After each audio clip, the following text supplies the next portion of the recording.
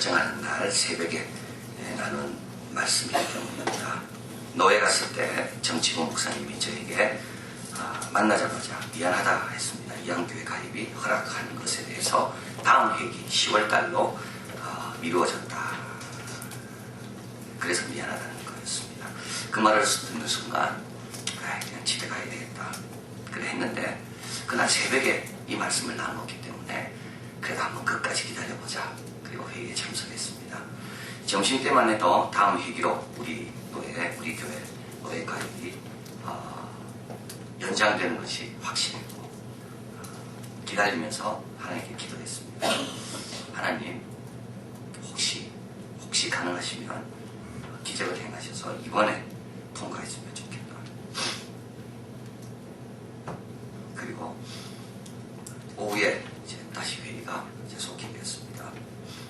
그런데 원래는 교회가 첫 예배를 드리고 나서 6개월 이상 되지 않으면 노예 가입을 허락하지 않는 것으로 정치부에서 정했는데 이번까지만 그냥 신청하는 분들은 다 가입을 허락하고 다음부터는 신청받을 때 아예 6개월 되지 않으면 가입이 안 된다는 조건을 따라서 신청을 받기로 하고 그때 신청했던 8개 교회가 모두 노예 가입을 허락한다는 결과가 보고가 있었습니다. 얼마나 감사한지. 그래서 이제 이번 주 우리가 안 그러면 우리가 11월 달쯤 노예 가입 예배를 드려야 되는데요. 드리게 된 겁니다.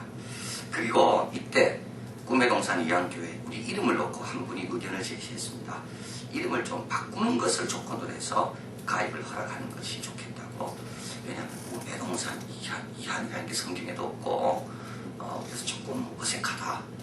그래서 물론 뭐 신학적으로나 윤리적으로 문제가 있는 건 아니지만 꿈의 동산 이한.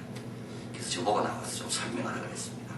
그래서 제가 이한이라는 뜻에 대해서 참 깊은 뜻에 대해서 잘 설명을 해드리고 우리 이한교회 이름이 이런 뜻이 있다 말씀을 드렸습니다. 그래서 이제 그러면 이 이름 바꾸는 문제에 대해서는 임원에 넘기기로 하고 노예 가입을 허락을 해주자. 그래서 이제 허락을 받고 오후에 또 이제 끝날 때쯤 되니까 노예 가입 허락받은 분들 나와서 인사하라. 그래서 제 차례가 돼서 저는 꿈의 동산 이한교회 목사인데 우리 이 이름을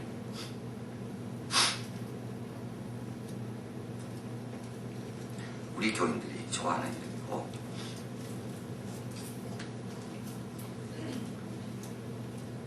이 이름대로 세상 위에 세상을 섬기는 한 교회로 세워갈 테니까 이 이름을 쓰게 해달라.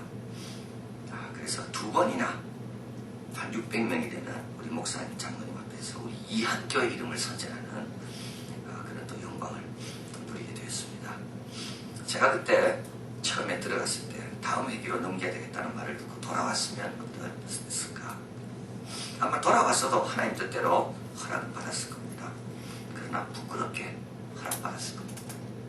그날 소개할 때 나가지도 않았을 거고 이한교회를 소개할 기회가 있었는데도 저는 그 자리에 없었을 거고 막 그래서 또 다음 회기로 넘김을 받았을지도 모르겠습니다. 그래서 주님께서 새벽에 미리 말씀해 주셨습니다. 하나님께서 하시는 것을 보라. 물러서지 말고 끝까지 한번 기다려봐라. 지금 이스라엘은 싸울 때가 됐습니다. 지금까지 하나님께서 다 준비시켰습니다. 이제 약속의 땅 가데스 바네아 앞에 와서 이제는 들어가서 싸워야 됩니다. 참 은나팔로 신호를 다 약속하고 동선하고 진을 다 짜고 깃발들을 세우고 가데스 바네아까지 왔습니다. 이제 정탐꾼이 돌아오면 그들의 보고를 듣고 작전을 짜서 들어가서 싸워야 됩니다. 그런데 60만 명이나 되는 장군의 군대를 거느리고 있으면서도 이들은 여기서 돌았습니다. 차라리 싸우는 것보다 돌아서는 가는 게 낫겠다. 여러분 이게 남의 얘기 아닙니다. 우리도 그럴 때가 많이 있습니다. 은혜 많이 받고 다 결단하고 그런데 막상 그 일 앞에 부딪히면 돌았습니다. 믿음이라는 게 뭔가? 믿음은 검증이 필요한 것이 믿음입니다. 내가 믿음이 있는지 없는지는 검증을 통해서만이 알 수 있습니다. 지금은 믿음이 있는 것 같아도 실제로 상황에 맞부닥뜨리면 그게 살아 역사하는 믿음인지 안 그러면 종이 호랑이처럼 아무것도 아닌 믿음인지. 그래서 믿음이라는 것은 항상 위기를 필요로 합니다. 하나님께서 우리에게 위기를 주시는 이유는 나한테 그동안 내가 믿음이 있는 줄 알았는데 그 믿음이 있는지 없는지, 위기를 통해서만 빛나는 것이 또는 위기를 통해서만이 드러나는 것이 믿음이다. 이스라엘은 돌아서죠. 하나님 없는 자들처럼 지금까지 이렇게 하나님께서 준비하고 훈련했는데도 정말 정작 보여줘야 될 믿음이 필요한 그때는 믿음으로 살아가지 않고 믿음의 기준으로 해서 결정해야 되는데 그때는 믿음으로 결정하지 않고 눈에 보이는 것으로 자기가 느끼는 것으로 결정하고 돌았습니다. 그래서 어떻게 되나요? 약속의 땅은 멀어집니다. 너무 중요한 거예요. 약속의 땅을 향해 왔습니다. 그런데 그 약속의 땅을 누구만이 누리는가 하면 믿음이 있는 사람만이 누린다는 겁니다. 믿음이 없는 사람에게는 그 약속의 땅이 선물로 주어질 수가 없습니다. 이한교회의 이 복된 신앙생활을 누구만이 누립니까? 야, 이한교회 가서 내가 은혜 받겠다라고 믿음으로 출발한 사람만이 이 은혜의 현장에 와 있습니다. 제가 처음에 교회를 한다고 할 때 많은 사람이 같이 가겠다고 했습니다. 그런데 막상 교회를 시작하려고 하니까 이한교회 오면 야, 이거 얼마나 힘들까? 얼마나 지불할 게 많을까? 그게 안 오는 거죠. 근데 여러분 믿음으로 결단하고 와보니까 뭐 그렇게 어렵습니까? 안 어렵습니다. 얼마나 우리가 복받고 은혜 받는지. 약속의 땅도 마찬가지입니다. 약속의 땅은 누구에게만 주어지는가? 하나님께서 그렇게 좋아서 주시는 거구나. 그걸 믿음으로 믿고 나아가는 사람만이 약속의 땅이 가까워지는 거지. 아무리 약속의 땅이 있어도 믿음으로 반응하지 않는 사람은 약속의 땅은 멀어지기만 합니다. 대학교를 그만뒀을 때 그때 두 분이 저에게 큰 자신감을 주었습니다. 한 분은 우리 동천학교를 쓰도록 허락하신 우리 권사님이죠. 대학교를 사임했을 때 그분이 다른 한 집사님을 보내서 자기가 학교를 하는데 혹시 목사님이 개척할 마음이 있으면 언제라도 연락 주시면 우리 학교를 쓰면 좋겠다.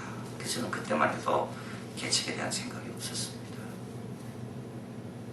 그분이 그 말씀을 하셨어요. 저는 그분 전혀 그때 몰랐습니다. 그리고 또 한 분이 있습니다. 그날 이제 다 정리를 하고 오후에 사무실에 앉아있는데 또 한 분이 전화가 왔어요. 이 집사님은 그날따라 우리 교회 예배에 참석 못했습니다. 그래서 이제 인터넷으로 제 설교를 듣고 제가 이제 그만둔다는 걸 듣고 이분이 전화를 하신 거예요. 전화를 하신 내용은 그렇습니다. 목사님, 걱정하지 마십시오. 제 동생이 엄청나게 큰 사업을 하는데 혹시 개척하면 도와줄지 모릅니다. 제가 뭐 그분 도움을 받겠습니까? 그죠? 근데도 그렇구나. 그분이 왜 나에게 전화를 했을까? 하나님의 도움의 손길은 다 있구나. 아무 걱정할 필요가 없구나.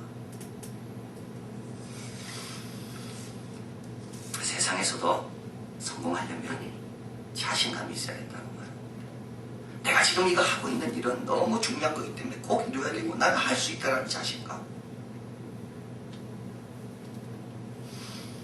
빌 게이츠가 격찬한 어저께 말씀드린 I Live MP 3를 디자인한 김세형 씨. 그는 미국 대학과 대학원을 마치고 일본계 미국인이 하는 디자인 회사에 들어갔습니다. 거기서 그는 디자인이 뭔지를 새롭게 발견합니다. 디자인이 뭔가? 디자인은 자신감을 파는 거다. 고객 앞에 이렇게 디자인하면 이 물건이 더 잘 팔릴 거라는 자신감이 디자인에게 없으면 고객이 그 디자인을 안 산다는 겁니다. 그런데 그게 팔릴지 안 팔릴지 어떻게 합니까? 그런 말합니다. 두 가지가 있어야 된다. 첫째 하나는 이 세상의 트렌드 추세를 잘 읽는 연구가 있어야 되고, 그러나 이것은 자신감을 주는데 25%밖에 차지 않는다. 나머지는 타고난다는 겁니다.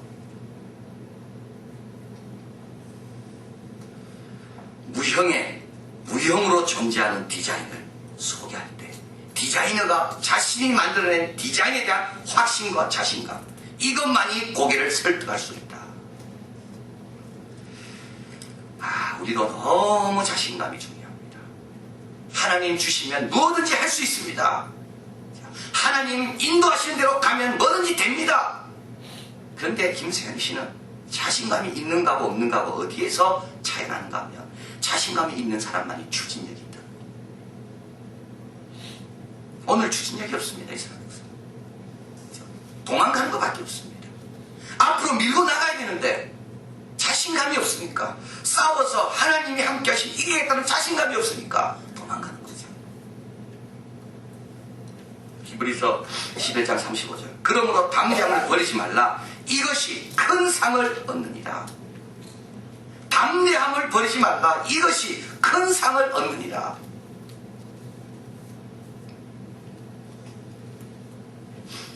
학자들은 말하기를 민수기는 오늘 본문에서 끝났어야 된다고 봅니다. 정탐꾼이 돌아가서 보고를 듣고 싸우러 올라가서 싸우면 민수기는 끝납니다. 그런데 민수기는 또 쓰여지기 시작합니다. 백성들이 돌아가기 때문에. 한 번 더 인구조사를 할 때까지 민수기는 진행됩니다. 하나님의 역사가 진행됩니다. 우리도 마찬가지입니다. 앞으로 이런 산지들을, 이런 결단들을 해야 될 때가 많이 있을 겁니다. 여러분 지금까지 결단 잘했고요. 앞으로도 이런 결단들을 해야 될 때가 올 겁니다. 42번이나 진을 접었다 폈다 하면서 이동해야 되는 이스라엘처럼 우리도 계속 약속의 땅을 향해 옮겨가야 됩니다. 그때마다 우리는 오늘 말씀을 기억할 필요가 있습니다. 이스라엘 백성들이 왜 그 순간에 자신감이 없어서 물러갔을까?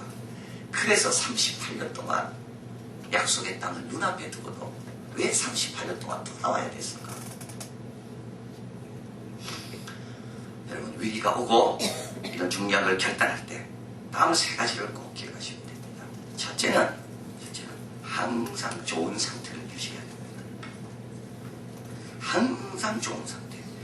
마음이 상해 있다든지 불만이 많다든지 불평이 많을 때는 좋은 결정과 판단을 내리기가 너무 어렵습니다. 화가 나 있을 때는요, 이성적으로 판단 내리지 않습니다. 신앙도 마찬가지입니다. 영적으로 풍성할 때만 믿음에 하나님의 약속을 붙드는 결단과 결정을 내릴 수가 있습니다. 오늘 본문에 이스라엘 백성들이 왜 이런 정탐꾼들의 보고를 듣고 땅을 치며 통곡하며 우리를 죽여달라, 한 장부를 세우고 우리는 돌아가겠다, 왜 이렇게 말합니까? 우연히 된 게 아닙니다. 12장 11장에 보면 이들은 물이 없다고 모세에게 불평합니다. 또 이들은 고기를 먹고 싶다고 모세에게 불평합니다. 12장에 보면 모세의 형 아론과 미리암이 모세를 향해 또 원망합니다. 여러분 이런 가운데서 좋은 결정을 내릴 수가 없습니다. 그래서 오늘 본문에 하나님께서 어떻게 하십니까? 40일 동안 정탐하고 가라. 40일 동안. 그 말은 뭡니까? 결정하기 전에 40일 동안 기도로 정상 궤도에 올려놓으라 내 마음을. 이스라엘 백성은 이걸 경험했습니다. 그 다음부터는 어떻게 합니까? 실수하지 않습니다. 요단강을 건널 때 3일 동안 기도하며 자신을 성결케 합니다. 그 다음부터 요단강이 아무리 범람해도 겁없이 건너버립니다. 또 여리고성을 치고 들어가기 전에 그들은 그냥 가지 않고 길갈에서 6월절 제사를 지내고 또 자신을 성결케 합니다. 그리고 하나님 시킨 대로 여리고성을 뚫습니다. 여러분 우리의 상태가 좋지 않을 때는 잘못된 결정들이 만듭니다. 시련을 두고 기다리며 영적인 상태가 최적일 때 그때 하나님의 분부하신 명령에 따르도록 또는 안 따르는 거지 그걸 결정해야 됩니다. 두 번째로는 이런 위기가 오고 이런 믿음의 결단이 할 필요가 있을 때 두 번째 중요한 거는 믿음 있는 자를 세워줘야 됩니다. 오늘 문제를 누가 일으킵니까? 오늘 문제의 시발은 근원은 이 12 정탐꾼입니다. 이들이 보고를 제대로만 했어도요 이렇게 방황하지 않습니다. 사실 이들은 보고 와서 모세에게 먼저 이야기했어야 됩니다. 백성들이 이야기하기 전에 모세에게 먼저 이야기를 하고 그리고 그러면 모세가 그걸 듣고 그래 그러나 우리 한번 기도해보고 하나님 뜻을 확인한 다음에 백성들 앞에 이걸 알리자 이래야 되는 겁니다. 그런데 이 12명의 정탐꾼들이 마음대로 전부 다에게 다 알려버리는 거죠. 여러분 이거 너무 중요한 겁니다. 항상 중요한 것은 모세 혼자가 아니라 그 중간에 있는 지도자들의 역할입니다. 어저께도 들었잖아요. 당을 누가 만듭니까? 중간에 있는 지도자들입니다. 중간에 있는 지도자들이 믿음으로 하나 되지 못하면 그 지도자로 인하여 백성들이 다 혼돈에 빠지는 겁니다.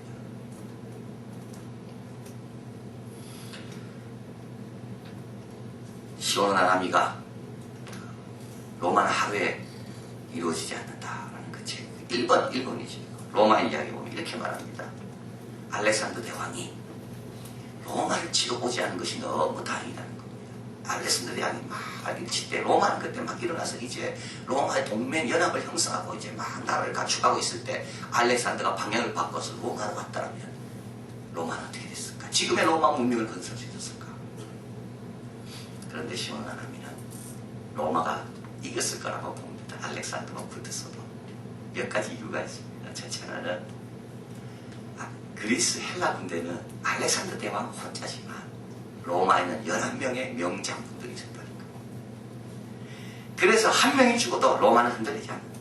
나머지 10명이 또 나가서 용기 있게 싸웁니다. 근데 헬라는 알렉산더 한 명이기 때문에 그 한 명이 병 걸려 죽든지 원래 그렇게 되죠 나중에. 그러면 알렉산더 제국은 무너진다. 두 번째는 로마 군대는 검소한데 알렉산더 헬라 군대는 사치한다는 거죠. 세 번째, 알렉산더 군대는 세워진 지 10년밖에 안 됐고 로마는 400년 동안 형성된 기강과 전통이 있다. 우리도 마찬가지입니다. 신실한 중간 리더들이 신중하게 결정하고 판단하고 지혜롭게 해결할 때만이 흔들리지 않습니다. 그런데 신실한 중간 리더들이 쉽게 만들어지지 않습니다. 12명 중에 신실한 중간 리더가 있었습니다. 누구죠? 요수아와 갈렙입니다. 나머지 10명은 어떻게 됩니까? 이번 정탐하고 돌아와서 싸우고 이기면 이들이 신실한 일꾼으로 만들어집니다. 근데 지금은 아직 아닙니다. 그럼 어떻게 해야 되나요? 신실한 자들이 말할 때 가만히 있어야 되는 거예요. 여러분 제발 부탁합니다. 믿음이 없고 불안에 떠드는 사람은 중요한 걸 결정할 때 가만히 있으면 됩니다. 여기에 이 10명들이 떠드는 바람에 신실한 여호수아와 갈렙이 아무리 이야기해도 나머지 백성들이 안 듣는 겁니다. 이 10명들이 여호수아와 갈렙이 이야기할 때 가만히 있었으면 역사는 달라집니다. 그런데 믿음 없는 이 10명들이 자꾸 떠들어대는 바람에 백성들은 더 혼란에 빠지고 약속의 땅은 무너지게 된 겁니다. 그래서 우리는 두 가지입니다. 하나는 신실한 자들을 자꾸 세워야 되고 또 하나는 신실한 자들이 세워질 때까지는 우리 모두 신실한 자들이 결정하는 것에 따라줘야 되고 침묵해야 되고 그들을 세워줘야 됩니다. 마지막으로 이런 약속의 땅 앞에서 신앙의 결단을 할 때 필요한 것은 손쉬운 방법을 경계하는 겁니다. 손쉬운 방법. 오늘 이들이 선택하는 건 뭡니까? 쉬운 방법입니다. 싸우지 않고 돌아가는 겁니다. 싸운다 하면 피도 흘려야 되고 오늘 보니까 여부수 족속, 핵 족속, 매 족속, 안악 자속 다 있습니다. 그들과 함께 싸우려니까 너무 복잡해집니다. 일이 너무 많아지는 것 같습니다. 그래서 이들은 손쉬운 방법을 택합니다. 그게 뭡니까? 돌아가는 겁니다. 그런데 손쉬운 방법은 돌아가는 것이 있지만 얻는 것도 하나도 없습니다. 손쉬운 방법은 뭡니까? 실용주의적인 수준에서 움직이는 겁니다. 실용주의적인 수준에서 움직이는 겁니다. 그거 가는데 거리도 멀고 목사님 그곳으로 가면 거리도 멉니다. 시간도 많이 걸립니다. 다 실용주의적인 수준에서 움직이는 겁니다. 한 분이 이렇게 이 구절을 주석하며 이렇게 말합니다. 하나님께 이렇게 보겠다는 겁니다. 이번에 하나님께서 우리에게 분명하게 계시해 주신 일은 우리가 할 수 없게 되어 대단히 죄송하게 생각합니다. 주의 깊게 생각해 본 결과 하나님의 뜻을 순종하기 위해 개인적으로 치러야 될 대가가 너무 크다고 생각했기 때문에 우리는 이것을 못하겠다고 하나님께 보고를 드립니다.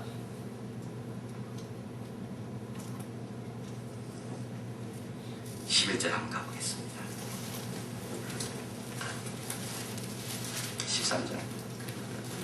14장 11절 같이 했습니다. 여호와께서 모세에게 이르시되 이 백성이 어느 때까지 나를 멸시하겠느냐? 내가 그들 중에 모든 이적을 행한 것도 생각지 아니하고 어느 때까지 나를 믿지 않겠느냐? 여러분, 실용주의적으로 움직이는 것은요, 하나님 멸시하는 겁니다. 이제 우리가 실용적으로 움직이는 사람들이 아닙니다. 우리의 대장 되신 하나님이 우리로 인하여 멸시를 받습니다. 주위 사람들에게. 그리고 실용적으로 움직이는 사람은 믿음으로 움직이지 않죠. 하나님의 능력을 전혀 고려하지 않죠. 그래서 우리 하나님이 멸시를 받는 겁니다. 사랑하는 성도 여러분, 한 분이 이런 말을 했습니다. 수고의 상한선을 높이 잡아라. 수고의 상한선을 높이 잡아라. 왜 우리는 자꾸 수고의 상한선을 낮게 잡으려고 그러는가? 왜 자꾸 그 수고의 상한선을 계산하고 실용적인 관점에서만 잡으려고 그러나? 우리 하나님은 당신의 아들을 보낼 때 수고의 상한선을 긋지 않았습니다. 그런데 우리는 왜 수고의 상한선을 긋습니까? 이번 새벽기도의 특징이 하나 있다면 우리가 믿음으로 이기고 있다는 겁니다. 우리 새벽에 참석하기 위해서 제일 멀리서 오는 분이 누구겠습니까? 제가 지금 물어봤습니다. 집사님 오시는데 몇 킬로입니까? 예, 돌아가면 60km고 바로 가면 50km. 어떤 분은 양수리 맞죠? 양수리에서 오십니다. 과거에는 이게 어려운 건 줄 알았습니다. 와보니까 별거 아닙니다. 수고의 상한선을 계속 높여가야 됩니다. 그래서 완전히 저번에 말씀드린 주님과 내가 연합하는 단계까지. 사랑하는 성도 여러분, 약속했다면 믿는 자에게 주는 겁니다. 믿음으로 반응하지 않으면 아무리 눈앞에 와 있다 할지라도 우리는 다시 돌아갈 수밖에